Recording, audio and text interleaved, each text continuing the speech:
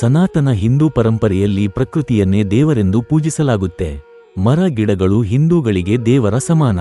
ಅಂತಹ ಗಿಡಗಳಲ್ಲಿ ತುಳಸಿ ಕೂಡ ಒಂದು. ತುಳಸಿ ಗಿಡ ಎಂದರೆ ಕೇವಲ ಹಸಿರು ಎಲೆಗಳನ್ನು, ಕಾಂಡವನ್ನು ಹೊಂದಿರುವ ಗಿಡವಲ್ಲ. ಇದು ಮಹಾವಿಷ್ಣುವಿಗೆ ಭಕ್ತಿಯಿಂದ ಅರ್ಪಿಸುವ ಗಿಡ. ಮಹಾವಿಷ್ಣುವನ್ನು ಪೂಜಿಸುವ ಸಮಯದಲ್ಲಿ ತುಳಸಿಯ ಎಲೆಗಳನ್ನು ಅರ್ಪಿಸಲಾಗುತ್ತದೆ.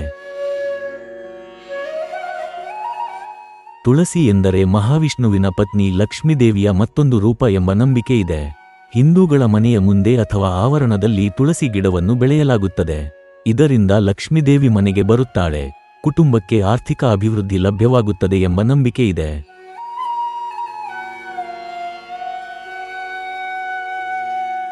ಪ್ರತಿದಿನ ಮುಂಜಾನೆ ಸ್ನಾನ ಮಾಡಿ ತುಳಸಿ ಗಿಡಕ್ಕೆ ಪೂಜೆ ಮಾಡುತ್ತಾರೆ. ತುಳಸಿ ಗಿಡದ ಬಳಿ ದೀಪವಿಟ್ಟು ಅಗರಬತ್ತಿಯನ್ನು ಹಚ್ಚಿಸಿ ಆರಾಧಿಸುತ್ತಾರೆ. ಇದರಿಂದ ಮನೆಯಲ್ಲಿ ಸಂಪತ್ತು, ಸಮೃದ್ಧಿ ಹೆಚ್ಚಾಗುತ್ತದೆ. ಉದ್ಯಮ, ವ್ಯಾಪಾರ ವಹಿವಾಟು ಮಾಡುವವರು ಮತ್ತು ಉದ್ಯೋಗ ಮಾಡುವವರು ಯಶಸ್ಸನ್ನು ಪಡೆಯಬೇಕೆಂದರೆ ಪ್ರತಿದಿನ ಸಂಜೆ ತುಳಸಿ ಗಿಡದ ಬಳಿ ತುಪ್ಪದ ದೀಪವನ್ನು ಹಚ್ಚಿ ನಮಸ್ಕಾರ ಮಾಡಬೇಕು.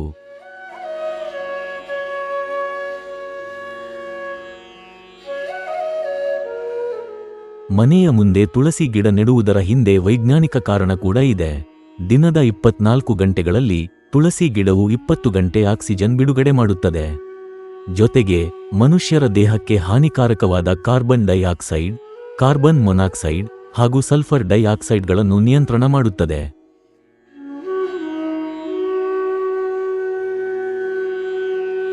ಉಸಿರಾಟದ ಸಮಸ್ಯೆ ಅಥವಾ ಶ್ವಾಸಕೋಶ ಸಂಬಂಧಿ ರೋಗ ಇರುವವರು ಮನೆಯ ಸುತ್ತಮುತ್ತ ತುಳಸಿ ಗಿಡ ನೆಡುವುದು ಒಳ್ಳೆಯದು. ಪ್ರತಿದಿನ ತುಳಸಿಯ ಎಲೆಗಳನ್ನು ತಿನ್ನುವುದರಿಂದ ಕೆಮ್ಮು, ನೆಗಡಿ, ಶೀತ ಬೇಗನೆ ಗುಣವಾಗುತ್ತದೆ. ರೋಗ ನಿರೋಧಕ ಶಕ್ತಿ ಹೆಚ್ಚಾಗುತ್ತದೆ. ಅದಕ್ಕಾಗಿಯೇ ಔಷಧಿಗಳಲ್ಲಿ ತುಳಸಿ ಎಲೆಗಳನ್ನು ಬಳಸುತ್ತಾರೆ. ತುಳಸಿ ಎಲೆಯಲ್ಲಿ ವಿಟಮಿನ್ ಸಿ ಹೆಚ್ಚಾಗಿರುತ್ತದೆ. ತುಳಸಿಯಲ್ಲಿರುವ ಕ್ಯಾಂಪೇನ್, ಸಿನಿಯೋಲ್ ಹಾಗೂ ಯುಜೆನಾಲ್ ಎಂಬ ರಾಸಾಯನಿಕಗಳು ಉಸಿರಾಟದ ಸಮಸ್ಯೆಗಳನ್ನು ನಿವಾರಿಸಲು ಸಹಾಯ ಮಾಡುತ್ತವೆ.